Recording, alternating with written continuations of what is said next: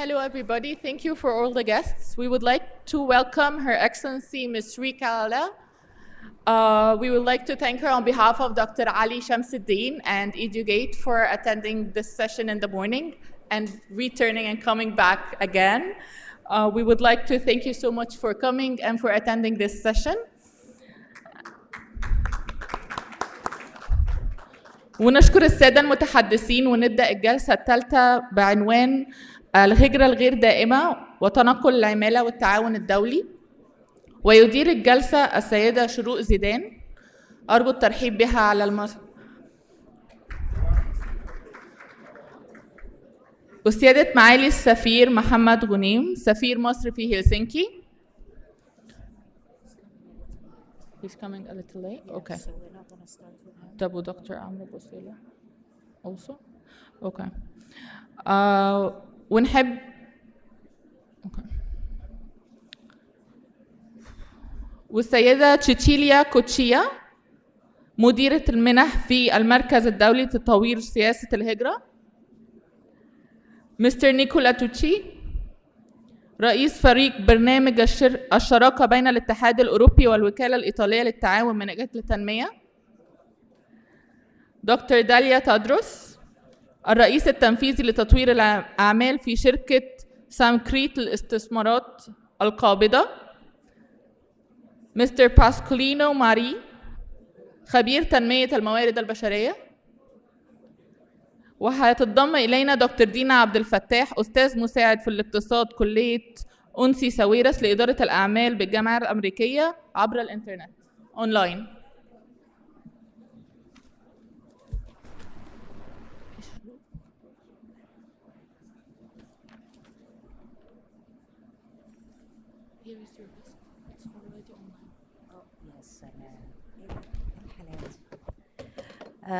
مساء الخير عليكم جميعا. مساء الخير على حضراتكم جميعا وشكرا ان انتوا مكملين معانا. الحقيقة الجلسة دي من اهم الجلسات في رأيي في اليوم الاول من اديوتك، وانا بشكر دكتور علي شمس الدين ان هو اتاح لي هذه الفرصة للمودريشن لهذه الجلسة. Thank you all very much for attending today and for being patient. We're not very late, which is a good sign. His Excellency Ambassador Mohamed Ghoneim will be joining us shortly, so I think we can go ahead and start with our session, and then we can leave Ambassador Ghoneim to give the keynote at the end of the session, inshallah. So we're gonna keep this a little different. We're gonna make this a little different from the other sessions. And I would like to highlight the importance of circular mobility and migration and the role of international cooperation entities with regards to supporting the national initiative to promote youth mobility to different EU countries and other countries as well. Of course, we have highlights with regards to certain EU countries. Italy is a priority country, or shall we say a priority destination, as well as Germany and hopefully a lot more of other European countries. So perhaps we can set the landscape by asking Cecilia with regards to how EU-funded labor migration projects have successfully integrated the long-term needs of the EU labor markets with the economic and social development goals of the countries of origin, while mitigating the negative impacts of brain drain. Do you want to?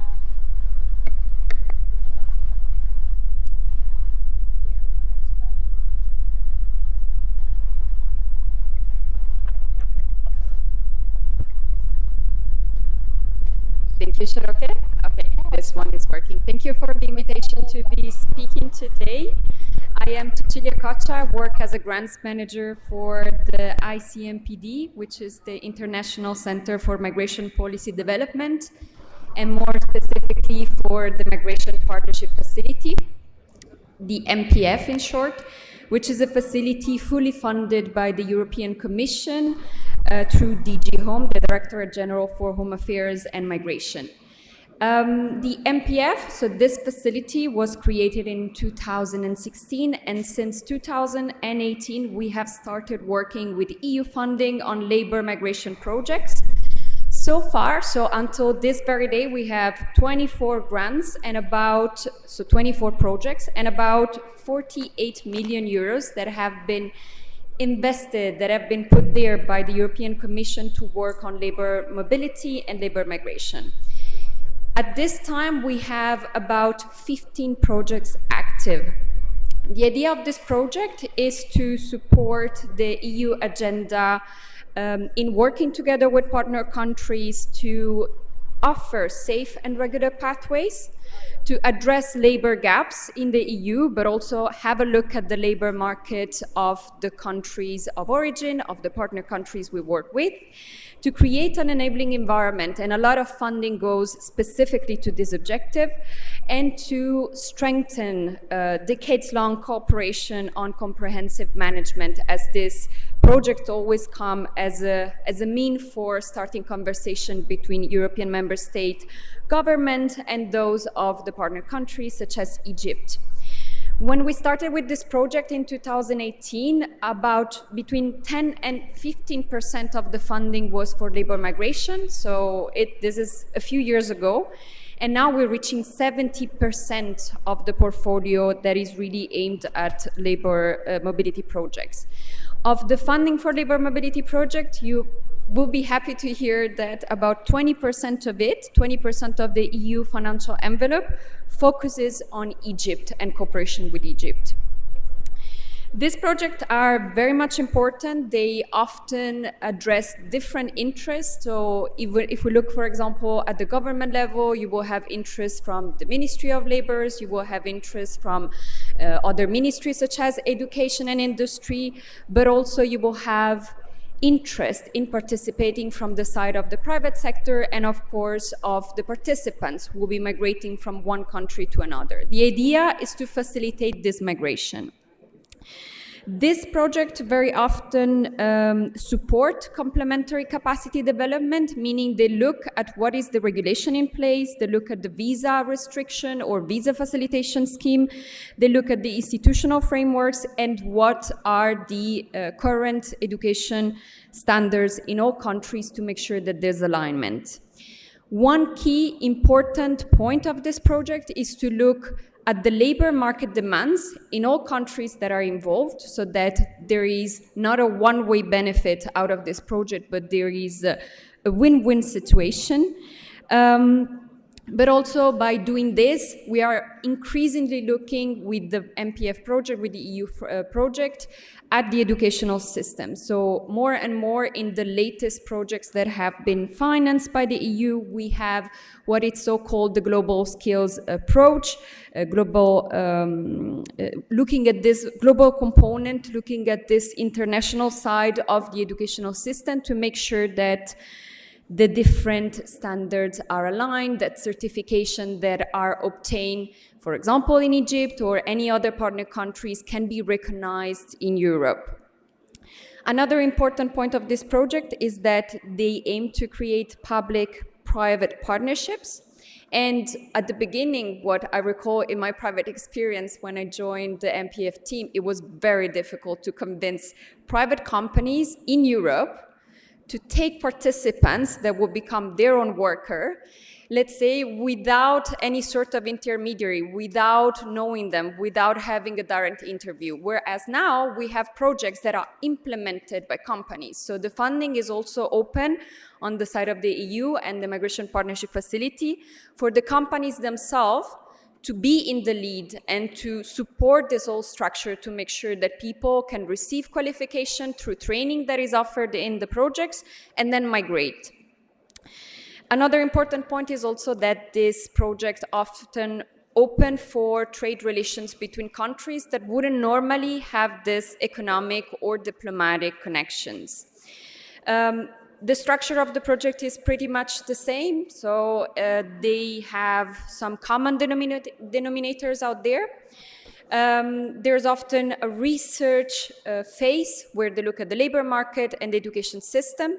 There is a phase of capacity development, so having all the institutions and the governments in the same room, be it virtual, be it in presence, to agree on priorities, agree on the selection criteria, agree on what are the national plans and how to make sure that it all fits in the same puzzle. And also the components of mobility, so there is support in the pre-departure, there's support through the mobility to the EU, and there's support for integration or reintegration if participants decide to stay with a job offer in the EU, or if they prefer to come back and to, let's say, enhance what we call brain circulation, so to use this chance to then look for employment once they return. We see increasingly that European member states are creating visa facilitation schemes. To make just a few examples, Italy and Germany that are sitting with us today. And the sectors that are mostly targeted out of these projects are agriculture, green economy, ICT, construction, and hospitality. Just to close maybe on this point, they have common feature, this project. What they look at is for formalized cooperation between the EU, the single European member states that wants to participate, offering jobs to the participants, to the migrants, but also looking at the side of the country of origin where, as I already mentioned, it's important to make sure that there's alignment with the sort of strategies to increase employment, to increase educational levels. Another important point is certainly on the skills development. So there's a lot of investment for the participants to enroll into courses that are from soft skills to language, which is such an important point, such an important requirement if we consider that in Europe we have many, almost 27 European languages, and often the companies are not ready to use English as a bridge for welcoming participants. So language is remaining an important fundamental point for facilitating employment in the EU. Skills recognition, as we mentioned, and we'll have the chance to discuss with the other panelists, but also there's differences in, for example, how this project use cost-sharing mechanisms to be financed.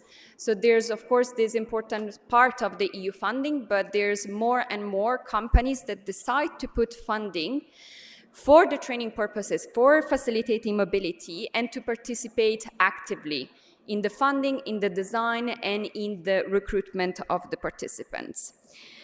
With this, I would like maybe to conclude on this first question, just to mention that it's often very difficult to find this intersection where we try to mitigate the risk of brain drain, and that we can do, for example, diversifying skills, diversifying the type of profiles that are recruited through this project, but also to avoid there is brain waste in countries of origin where there's substantial unemployment rates. So it's important to create an enabling environment for this. Thank you, Shoroke.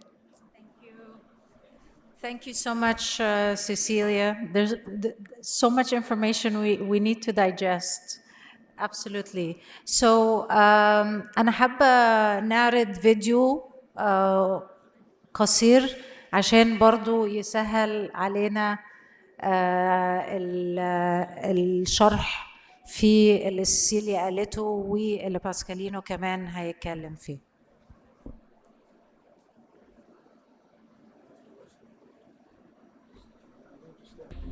Connected and full of opportunities, people in the EU have more chances than ever before to study or work abroad. Thanks to their qualifications being recognized and understood, they can think differently about their future and seize opportunities across borders. For individuals, qualifications are passports to new horizons. For countries, they give the possibility to build a more mobile and flexible workforce, ready to face the challenges of the future. In each country, information on its qualifications and credentials is collected in a national database. But what would it be like if all EU member states and all EU neighboring countries had a system to exchange this information, a network that makes it easy to talk to each other? Well, a network of national qualifications databases would facilitate the recognition of qualifications anywhere in Europe and beyond. And this would support citizens' mobility, lifelong learning, and build trust between EU and neighboring countries. But how can we do this? The first step is to create a common language, which helps people to describe their skills and qualifications in a way that is understandable by everyone. Building on existing tools such as Europass, ESCO, and the European Learning Model, all countries will be able to compare their qualifications, skills, and competences, making it easy for people to find a job that's right for them. This process will help to develop a skills and qualifications ecosystem, which, as more countries get involved, will help to connect learners and workers with better study and job opportunities. Gathering all this information into one digital platform will provide countries with easy access to examples of good practice, helping them to identify the right solutions to upgrade their own qualification systems quickly and easily. Today, an efficient exchange of information on training and qualifications has never been so important. This network is the solution to connect people from all countries to new opportunities. Creating the network of national qualifications databases is essential for all citizens to fulfill their aspirations, wherever life takes them. Sign up now and make it happen.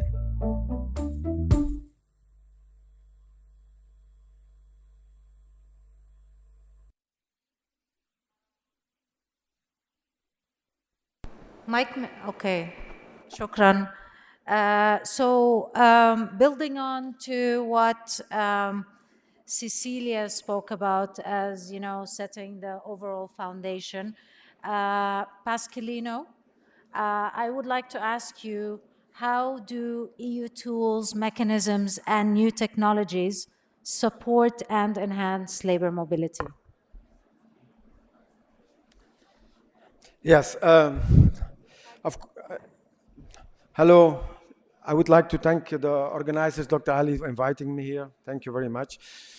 I have to be very short, so I try to be very, very short, given the time. Now, what you have seen on the screen is, of course, the ideal situation, and we don't live in an ideal situation. I would like to build on that, because we are mentioning the word recognition of qualification and skills very much. Now, the word recognition, as you have seen on the screen, gives value to an individual of what he is able to do and what he knows.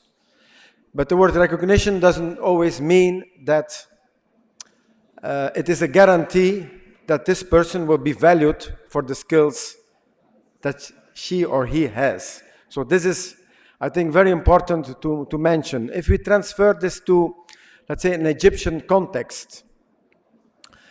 In Egypt now, a lot of reforms are ongoing.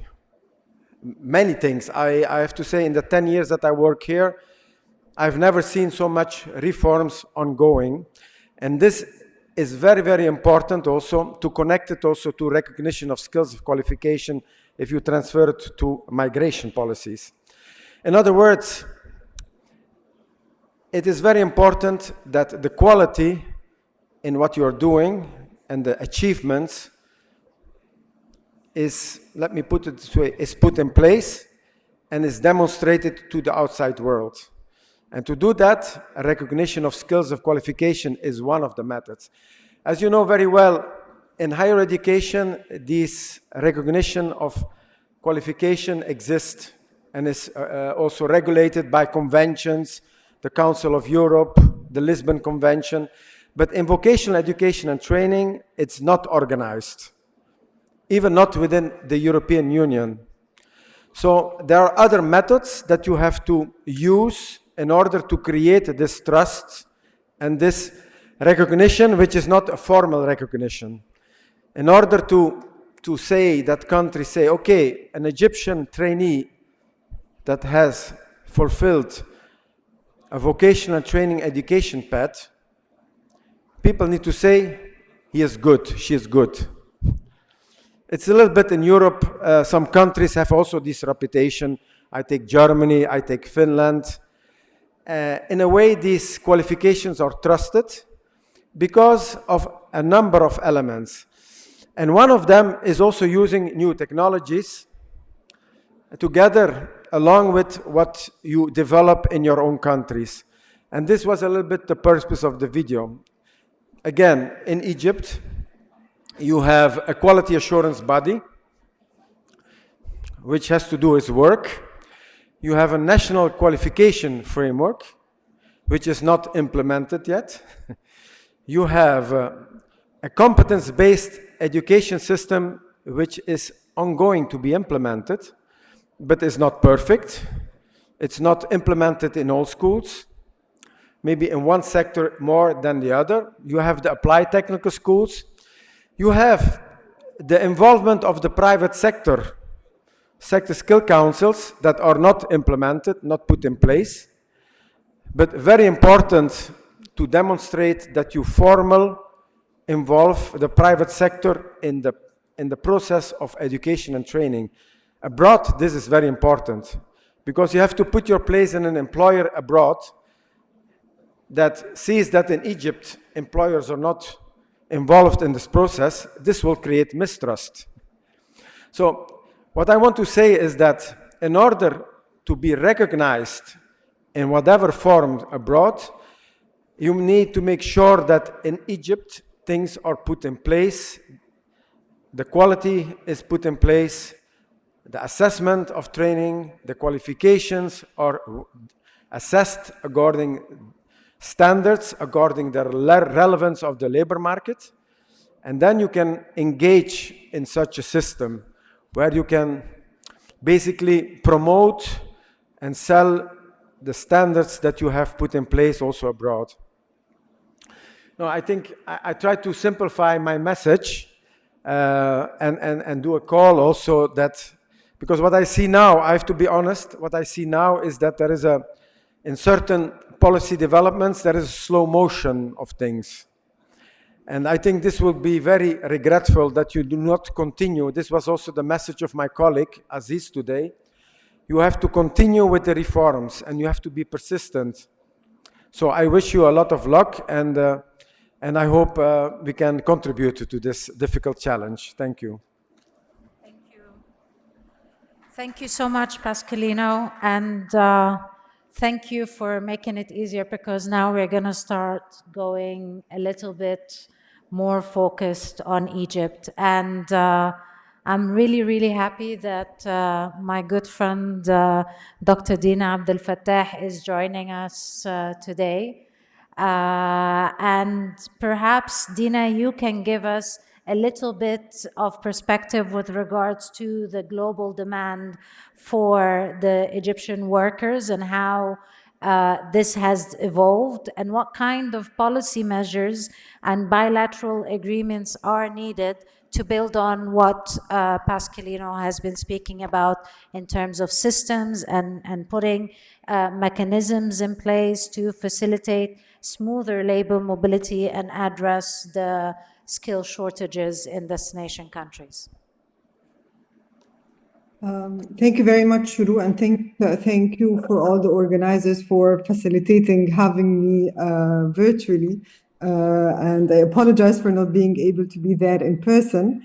That's a very good question. And as we get to start to shed the light on Egypt, it's very important to understand how did the global demand, specifically for Egyptian workers, has evolved through the years. So there's a global economic transformation and a global transformation to labor market needs. So if we look at migration traditionally from Egypt, Egypt has been a key supplier of labor to the GCC countries. where demand was historically concentrated in low and semi-skilled work sectors. Particularly, the construction sector has been playing a key role in that. However, many countries, especially in the GCC, have been seeing an economic diversification initiatives, such as the Saudi Arabia Vision 2030, the UAE Vision 2031, which have led to an increased demand for highly skilled professionals, particularly in sectors like healthcare, like education, ICT, and engineering. At the same time, there is demand for skilled vocational workers that is significantly growing in Europe and also in North Africa, particularly again in sectors like construction, agriculture, and manufacturing. And this has been particularly driven by the aging workforces and the persistent skills shortages that have been identified, and my earlier colleagues have shed the light on that. Despite of this demand, labor mobility fragmented recruitment channels, and these are acting as the main barriers for Egyptian workers to actually aim to fulfill this global demand that is there in the labor market. If we look at ways or possible ways to enhance labor mobility and align migration with market needs, Egypt must work on strengthening bilateral agreements and policy coordination with destination countries. I've been hearing colleagues in the previous session and even in our session as we started shedding the light particularly on the coordination aspects, whether it's coordination of initiatives, of programs, even of agreements and of policies. Current frameworks often focus on low-skilled workers, and highly skilled migration is often left for the market. So it's highly market-driven and it's highly unregulated. Expanding formal agreements that can incorporate mutual recognition of skills and qualifications, pre-departure training programs, and social protection portability appearing as one of the main issues that specifically Egyptians in the GCC countries have been highlighting, can facilitate smoother labor mobility while safeguarding workers' rights. There is an example that we can look at, which is the Egypt-German Migration Partnership, which integrates vocational training and job placement, which offers a successful model that could be replicated with GCC countries and other EU countries. Additionally, public-private collaboration, so collaborating with the private sector, is extremely important, where recruitment agencies, training institutions, and policymakers coordinate skilling initiatives. So what we've been seeing in Egypt is that there are a number of skilling initiatives and skilling programs that are taking place that are very much fragmented and are very much spread across different sectors and across different regions, but are not well coordinated together. This can better match Egyptian talents with international labor market needs, ensuring both the competitiveness of the workforce of Egypt and at the same time sustainable migration pathways. Another very important point, if we come to speak of what policy measures are needed, we need to also highlight scalability of different programs. So what impact evaluation is available for many of the programs or many of the initiatives that are currently taking place on the ground? So what impact is it having, not only on the matching of the workforce with the global jobs or with international jobs, but also if there is an impact on the local development of the Egyptian labor market. So impact evaluation of these programs and these initiatives could feed into, as we said, scalability, and could redirect policies to really achieve the main target, which is the developmental impact of local markets, ensuring a better matching with the global demand, and minimizing the impact of brain drain and as much as possible, and while focusing on circular migration as a way of bringing back the benefits of migration to the local economy as well. Thank you. Thank you so much, Dina. Thank you. And I'm hearing a lot of really, really important priority sectors across, since the morning and across several panels, and even the panels before us have been mentioning a lot with regards to migration and labor mobility. And perhaps the sectors that we've been hearing with regards to hospitality, manufacturing, agriculture. These are a lot where we know that the Italian Agency for Development and Cooperation, Nicola, has been doing a lot of interventions in the TVET sector specifically. So perhaps you can highlight to us the specific initiatives that the agency has been under implementing here in Egypt over the past decades, years.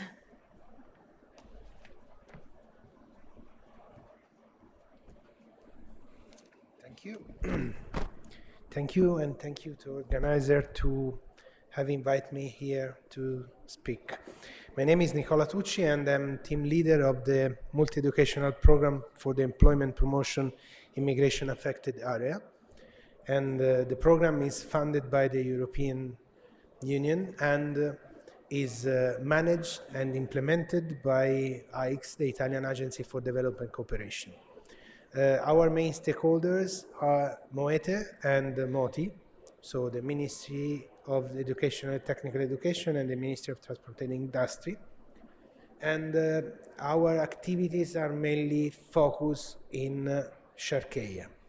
Why I start with this best practice? Because AICS, the Italian Agency for Development and Cooperation, is actually developing this important activity that is impacting on Shoroke and is going to start new activities in the same sector in the TVET. Just to give you an idea about the kind of activities that we are implementing. If we take MEPEP, we have to consider that is a program with a vision and with a mission. The vision of MEPEP is to reduce the irregular migration via a mission that is the improvement of TVET sector in Egypt. MEPEP is composed by two main pillars of activities: soft activities and hard activities. The soft activities are related to the creation of new curricula that, thanks to the cooperation with the Don Bosco Institute here in Cairo, we are developing, taking into account the request of the market needs.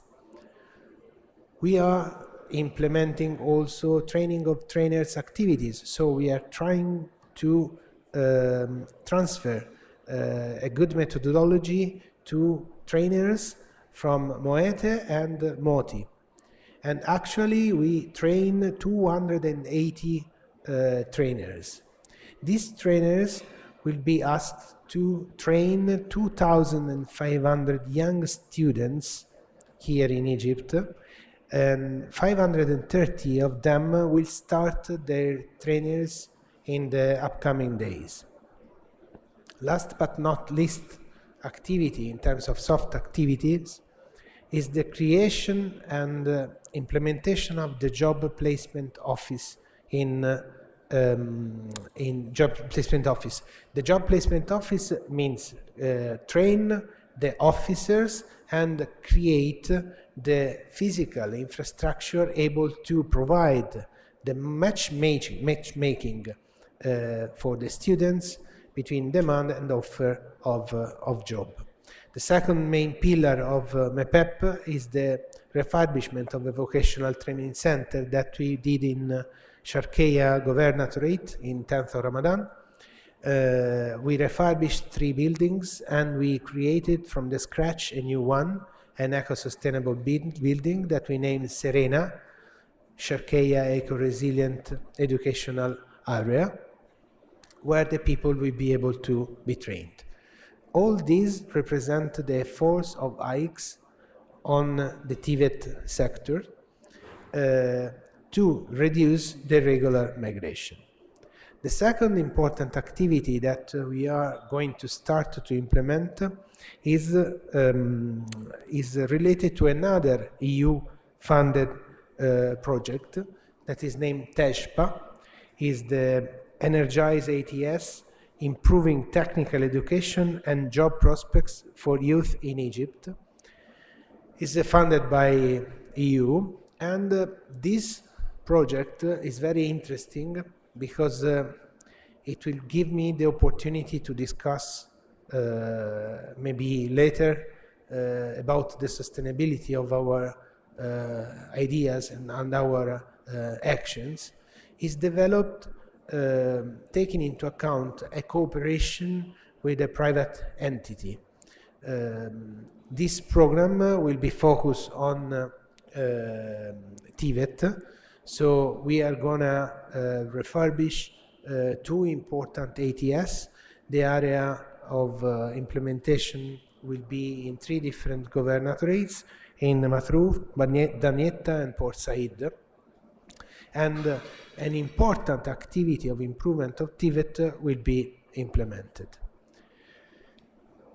Aside of these 2 activities, and then I conclude my brief overview about the activities implemented by AICS, is the current big effort in trying to create a connection between the Egyptian system, educational system, with the Italian educational system. Why? Not because the Italian system is the best, but because it's the easy way to create a bridge between Egypt and Europe. These are basically the activities that we are implementing for TVET.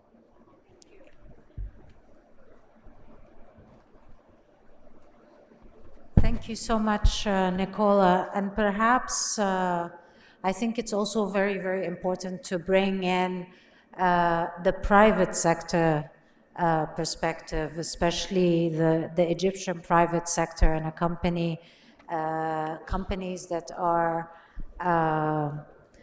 you know, most likely to feel the impact of the whole transformation of the landscape more towards the whole labor mobility setup.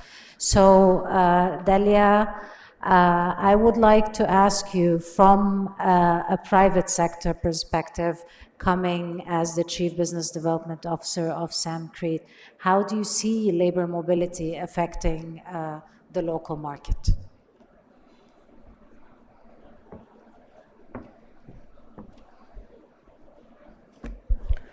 Thank you, Shoroke, and thank you for the organizers for having me here. I feel like I represent the answer for all the questions posed by the fellow panelists. Everybody's talking about the role of the private sector.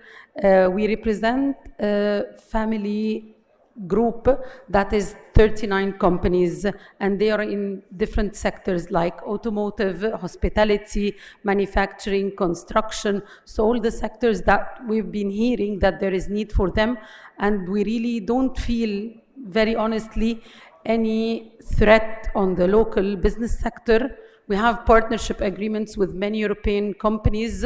We're dealing with Mercedes-Benz. We're dealing with many different other big corporates in Europe, and we can understand their pains and their challenges. We try to help them, and we don't see that this is a challenge for the local business sector. First of all, Egypt is a very big population, young population, and it's a growing one. So on the, being an economist by background, on the supply side, there is still a lot to be provided to the local and the overseas markets in terms of labor market needs. I think the big challenge is really how to qualify those, and the discussion has been raised about the qualification and the assessment of the skills. And talking about this, it's not only the technical skills, but also the behavioral skills. We hear the quote that we hire for skills and we fire for behavior. So that's why the group, in spite of its need for labor in the local market, understanding local market conditions, but also has very much witnessed the need for skilled labor in Egypt and also in sister European countries and even GCC countries from very long time, and now North Africa. I can see Africa also coming soon for certain skills that we are being asked to provide certain professional skilled labor in. That's why the group 14 years ago decided to put together one of the group companies which is specialized in qualifying labor for the local and the overseas markets. Now I'm very happy to hear that it's being more and more structured, the need and the regulatory framework between the governments about how to channel Egyptian youth that are really well qualified and skilled based on a needs assessment that's being done between private sector in Egypt and European countries that would formalize the migration. And I wouldn't call it migration. I really like the term circular mobility, because and this is really how we address the challenge of brain drain. I think when we embed entrepreneurship into the curricula and the training programs that we provide our youth with, they would go and with an entrepreneurial mindset that maybe enhance their skills and bring them back, and then the circle keeps rolling. Probably the demographics of the European countries that will always have them need young professionals, and accordingly young people can go gain skills and come back and pay back to the Egyptian economy, and we provide other batches of young skills, and it's key. So the term circular is really a very relevant one, and I thank for picking it. So it's not a threat. Private sector, Egyptian private sector is also in the business of qualifying those youth and being part. NAS Academy is the training and vocational education arm of the group, and it gives them edge that they know the needed skills, and they're always in contact with their sister companies in the group to know the needs of the local market as well as of our international partners, and it qualifies them to do a better job when they know those needs. So it hinders a lot of the disadvantages of mismatch. They're always updated with the needs of the local market, the international partners that helps them do a good job and qualify the right candidates needed. Thank you very much. Thank you so much, Dalia. Dina, I'm gonna come back to you, and please let's keep our responses to the second question 2 minutes. 2 minutes. I was kind the first time around. Okay, so Dina, as destination countries diversify their economies and place greater emphasis on skill, how can Egypt enhance its skilling, certification, and recognition frameworks to ensure that its workforce remains competitive and internationally recognized? Thank you very much, Shoroke, for this question, and I'll just give a very, very brief few seconds background to this diversification that is happening. We are seeing that vocational and skills trades workers are in high demand in Europe, and they actually often lack the internationally recognized certification, which further restrict their employment prospects.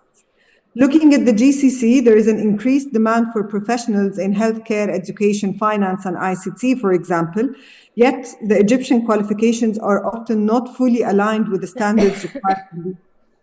So both regions of the world are actually having a bit of an issue with recognizing the skills, and I would take a step further and say maybe the competencies of the Egyptian workers.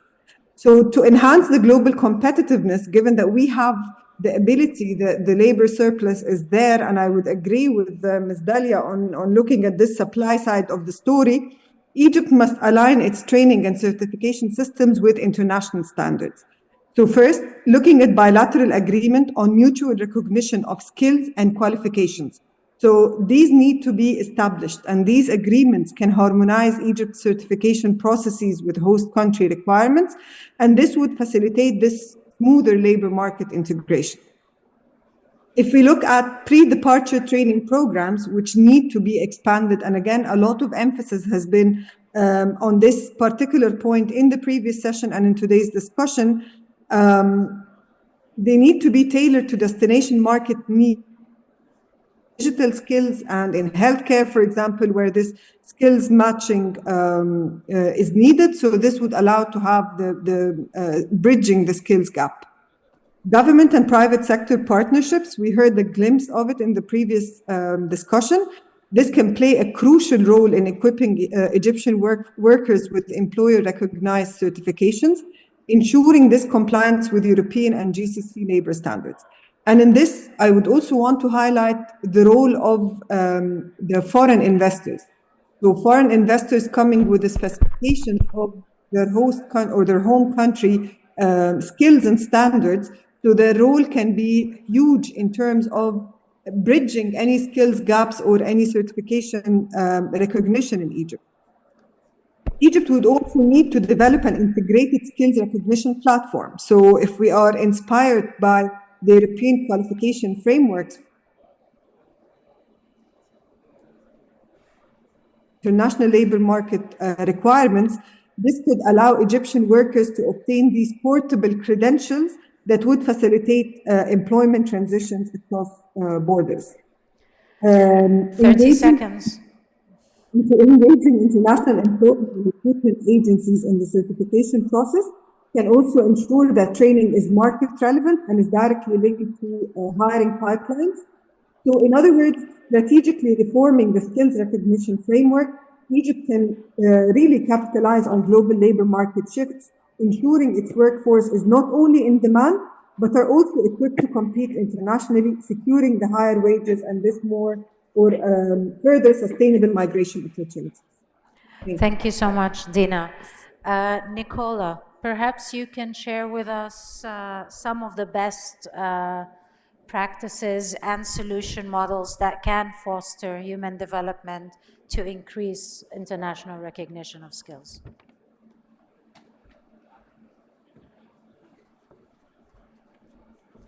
Yep. So basically, I can continue the points that I was developing before. Just to tell that we are trying in AICS to engage the private sector, and because the private sector is the real important sector that should guarantee sustainability to the actions. And we are trying to create a kind of cooperation and synergies with ongoing initiatives that are in the same direction. So just to be more practice, before I was mentioning the new program that will start, the new EU-funded program that will start, and that was named TEJPA, focus on the improvement of AICS, and we are gonna developing this together with a memorandum of understanding with ENI, and the private sector will be engaged. The second important point that I want to highlight is an agreement, a memorandum of understanding that AICS signed last week during the visit of the Italian minister here in Egypt with FEI, Federation of Egyptian Industries, to promote cooperation in the field of education and to engage the private sector in the activities. Last but not the least, a good practice of cooperation with another ongoing initiative is the one with the World Bank funded project, a huge project that in the same area of MEPEP is going to build up the biggest recollect center for waste using circular economy, and that will provide opportunity for job for people living in Sharqeya. Well, we supported an agreement that should be signed and that will encourage the possibility to have a total of around 2,000 people that will be trained in the center that we refurbished, and that will provide the sustainability to the center. Thank you. Thank you so much. Thank you, Nicola. Cecilia, given the increasing demand of labor migration pathways post-pandemic, what action should be taken to scale EU-funded mobility initiatives?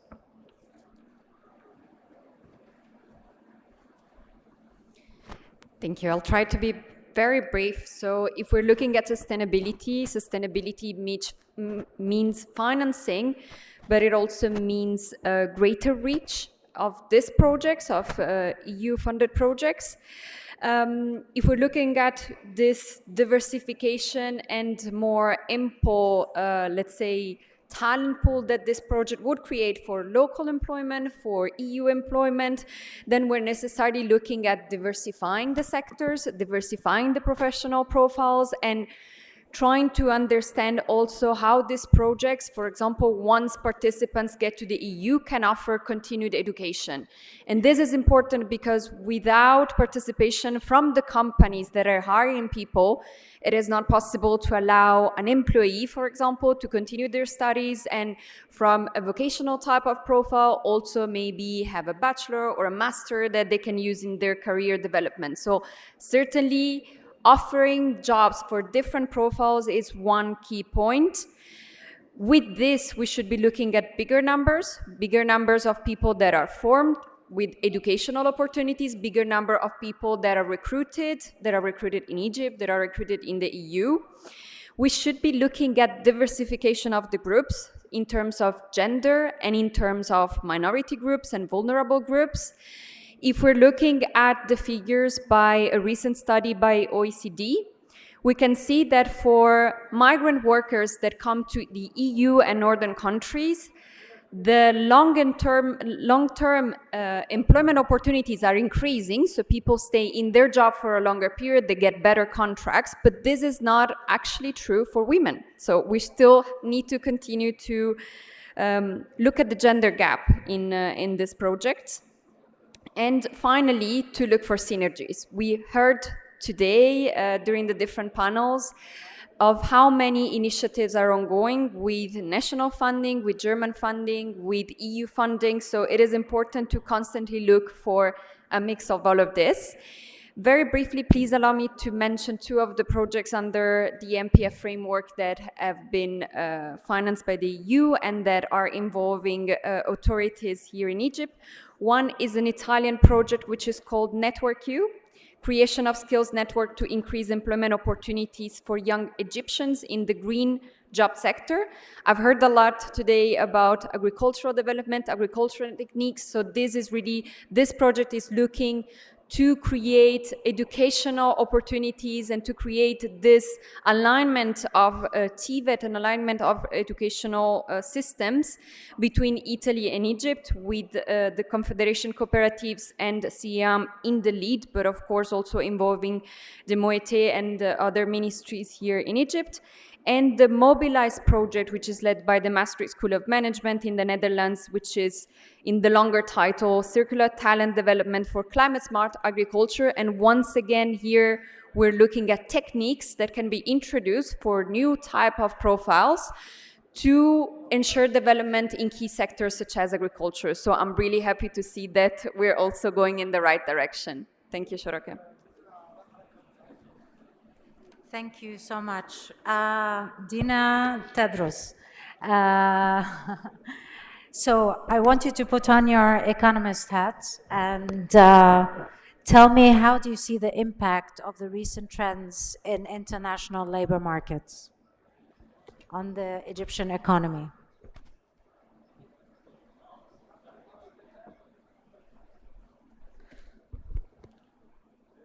Thank you, Shuru. So sometimes we say in every challenge there is an opportunity, and the challenge faced by the European labor markets now is really an opportunity for a country like Egypt with the well-known rates of unemployment.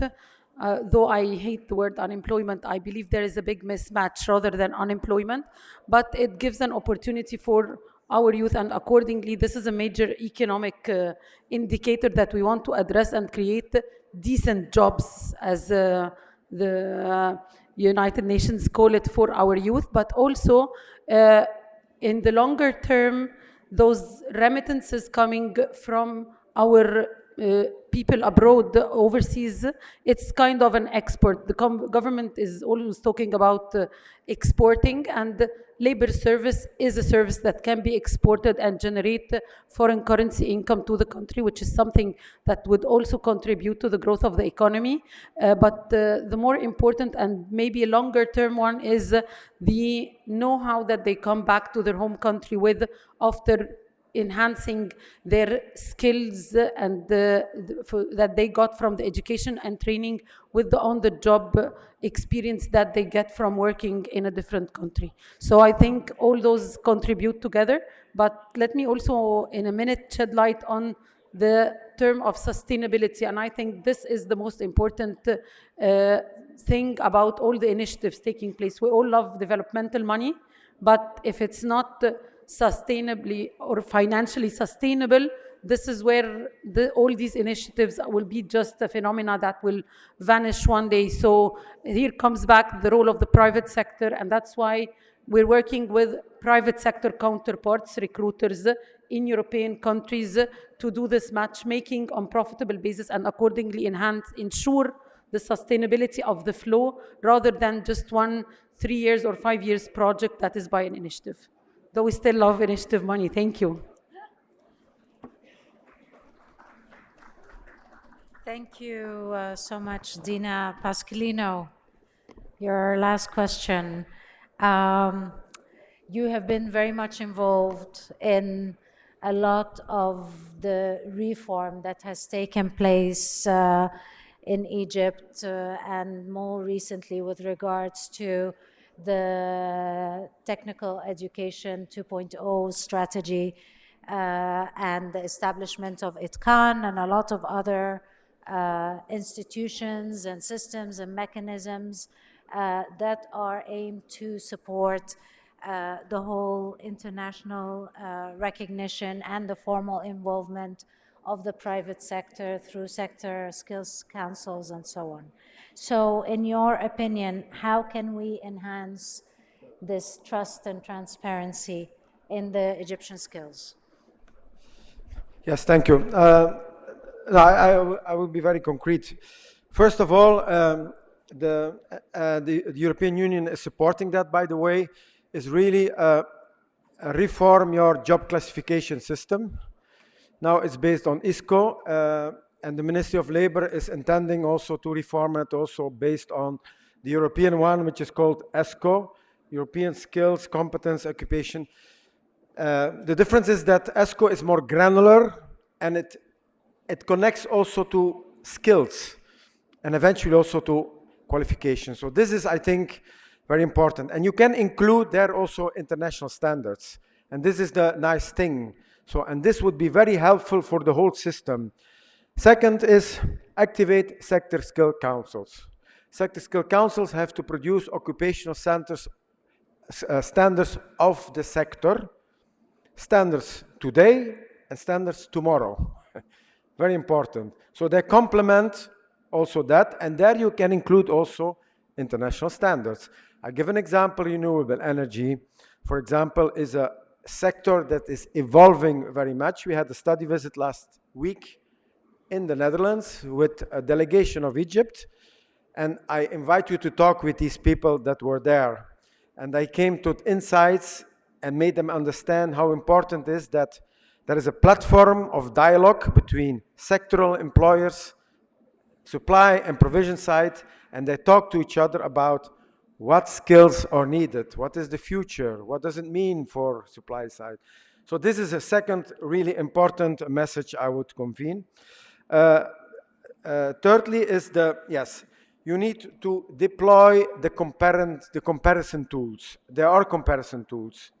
And one of them is, I repeat, you need to activate the national qualification framework, register qualification, align them with the regional ones, and that promotes, for example, the Egyptian can be aligned to the African qualification framework, and the qualification framework can be aligned to the European.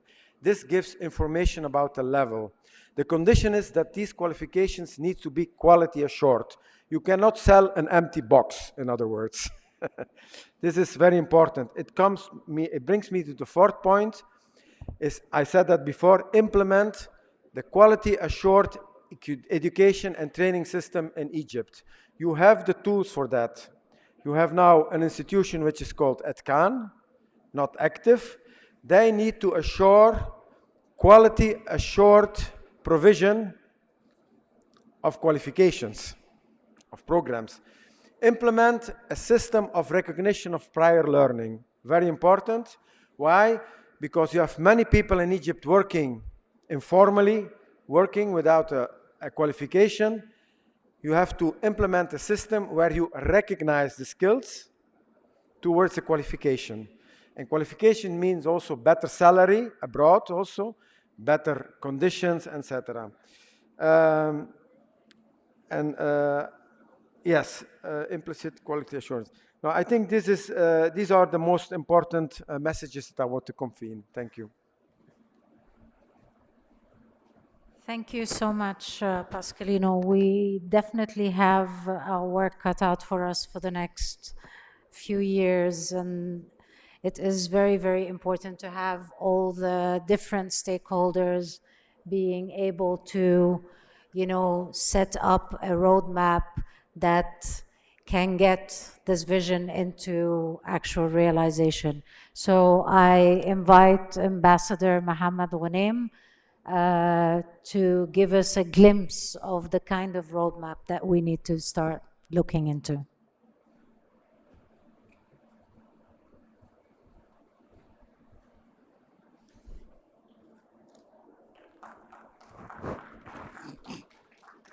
Thank you so much. Thank you, Shoroke. As a matter of fact, yes, I totally agree with you. Vision is very important, but vision without concrete steps on the ground means that we have not achieved anything. There are no results for it. In my point of view, vision has got like two main pillars. The first one is the perspective, the general perspective, where I see that, at least in Egypt, we should make the technical training and technical education more appealing, so we have more candidates that are getting into the system. And in my point of view, and here I'm talking under two umbrellas or two hats, one of them as the ex-assistant minister for Foreign Affairs for Migration and Refugees and Combating Human Trafficking for 3 years. There's a problem with the voice or something? Okay, so it's better like this. Okay. The other hat is being the current ambassador of Egypt to Finland.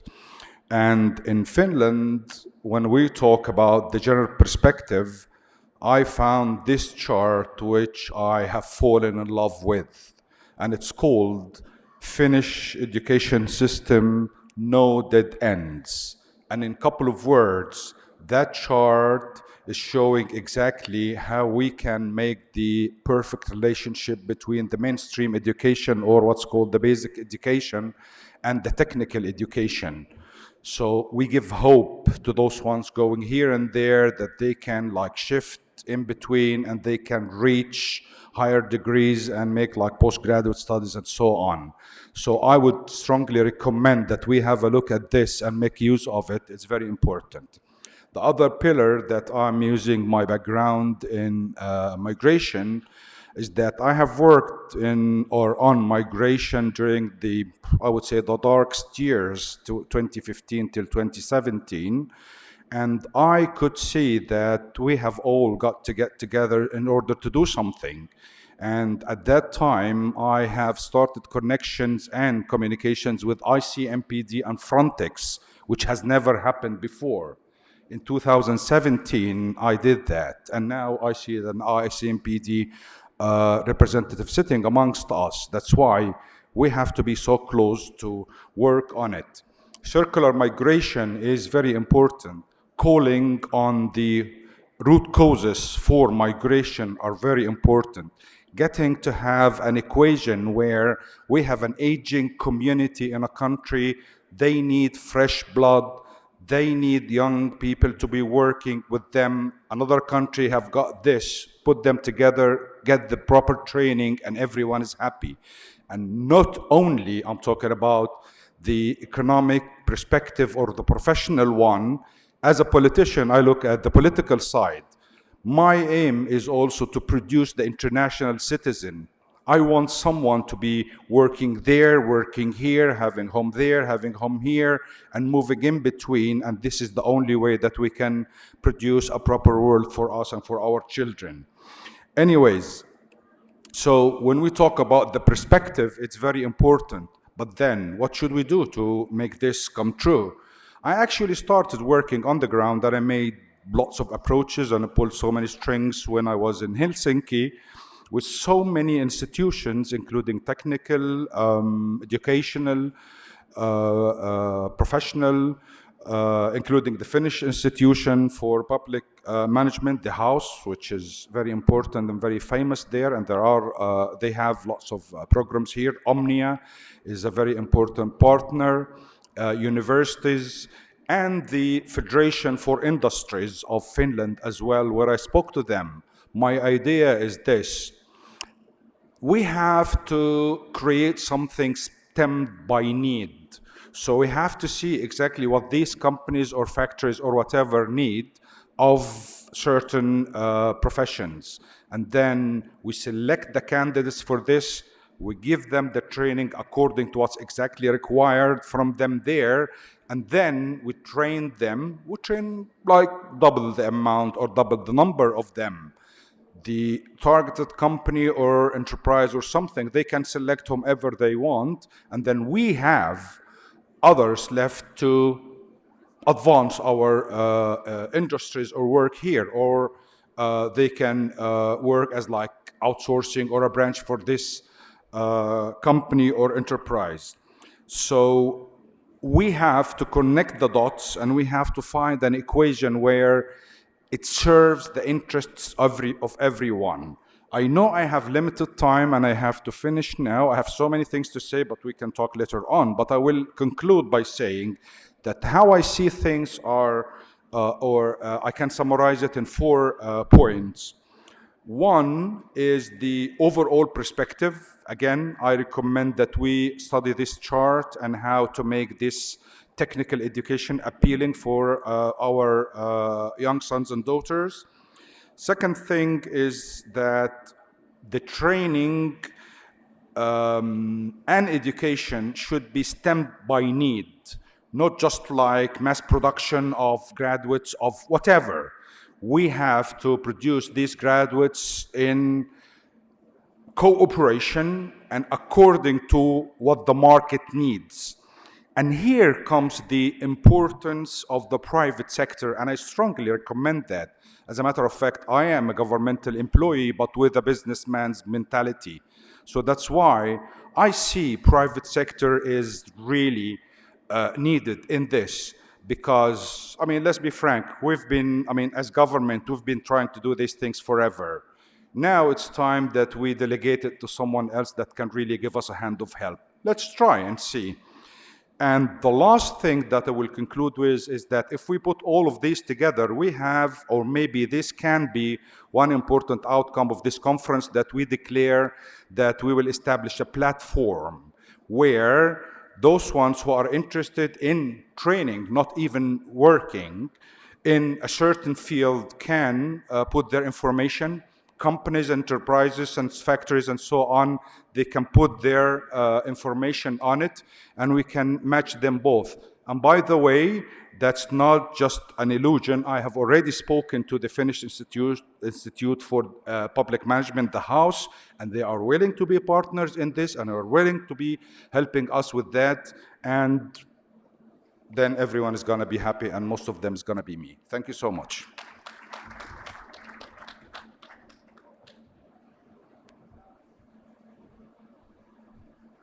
Thank you all for, being patient with us and taking the time to participate in this very, very important topic. I know that there will be a WhatsApp group that will be set up whereby we will be asked to give in our recommendations via link. So that's good. So thank you once again. And I would like to invite Dr. Ali Shams. أولاً بشكركم جداً.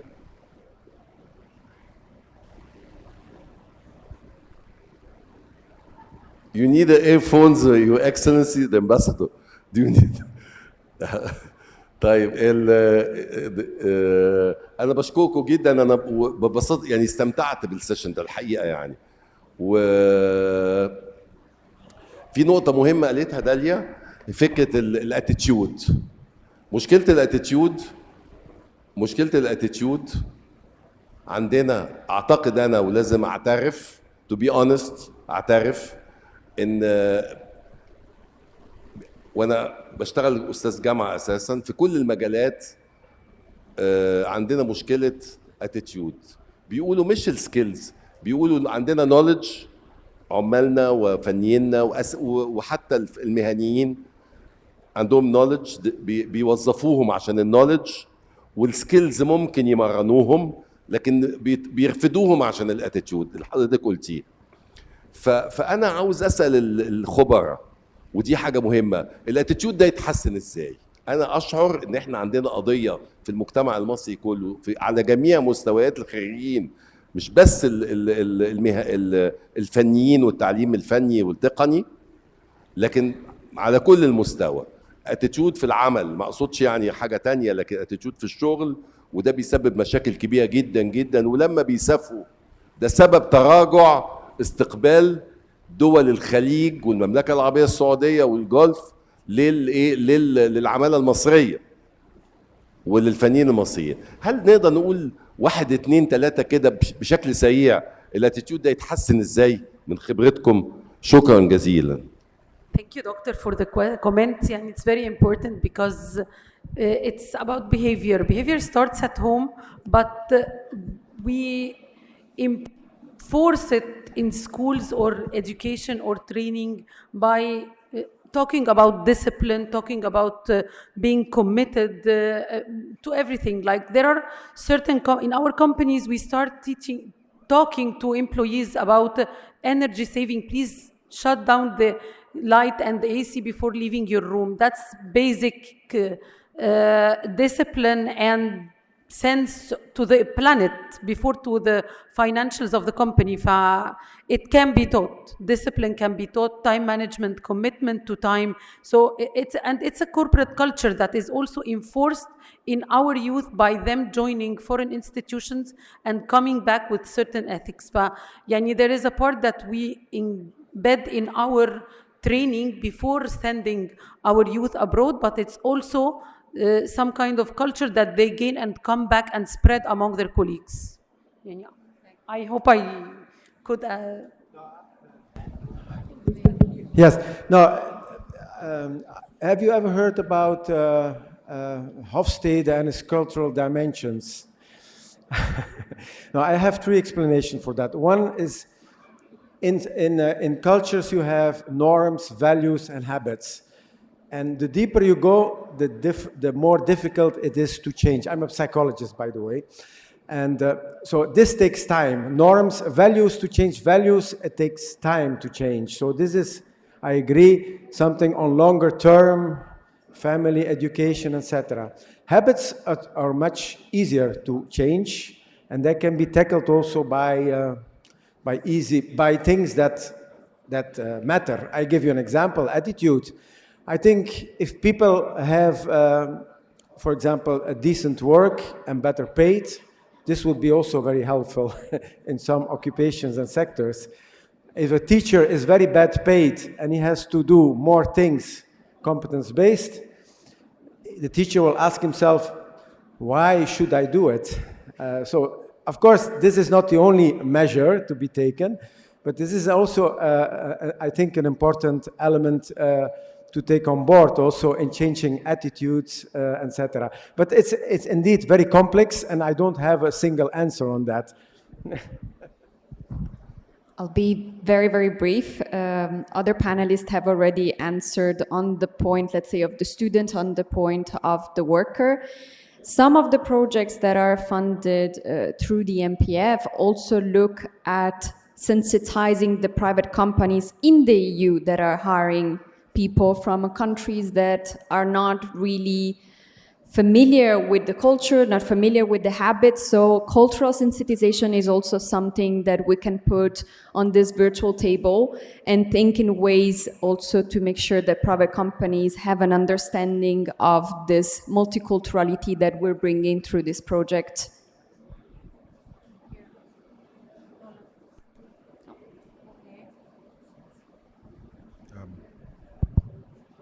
Yes, in my point of view, the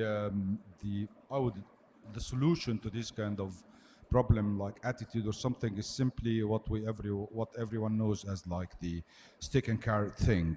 It's about the system. Just find yourself a system where it is decisive, where it is intact, where there is or there are like ways for incentives and punishment and so on, and start with the head. If the head is loose, the whole system is loose, and everyone has got an attitude problem. But the head of the institution or the head of anything, you have to teach that one how to be firm on how to run the system properly. Yes, it is important, that kind of education thing and so on, for elements. I would use this word, like the workers and others and so on. But as long as they look at the head and they get leadership by example, the whole, that will filter down to every layer down there. Thank you. Thank you, Nicola.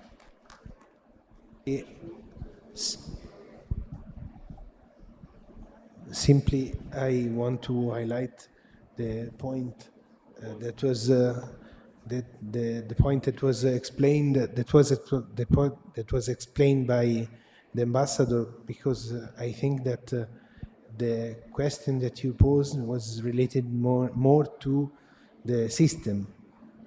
So I think that if we encourage the cooperation among all the actors related to the TVET and to the vocational training, maybe we can do something more and maybe we can do something better.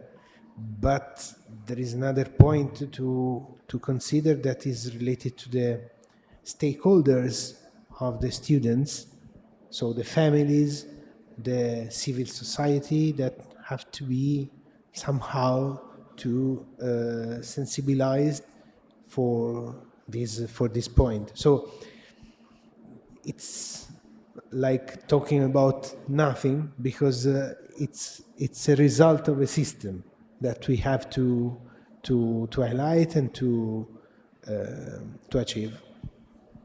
Thank you. We have a question.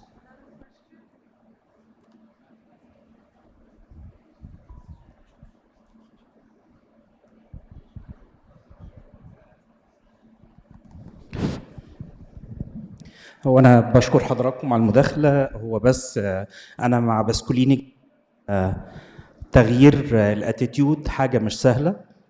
احنا عندنا تجربة في أكاديمية ناس، احنا بندير 22 مدرسة، مدارس تكنولوجيا تطبيقية، وزي ما احنا ماشيين النوليدج والسكيلز، في نفس الوقت بنهتم جدا بالاتيتيود بوجود إدارة كاملة اسمها التحول الاحترافي.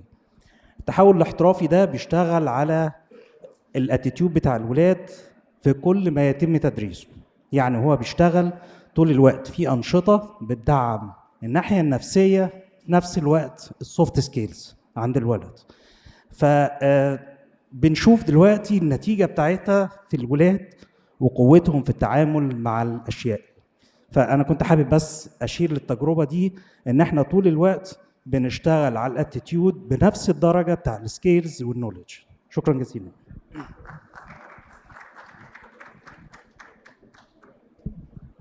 Okay, so ممكن جروب فوتو بقى ولا؟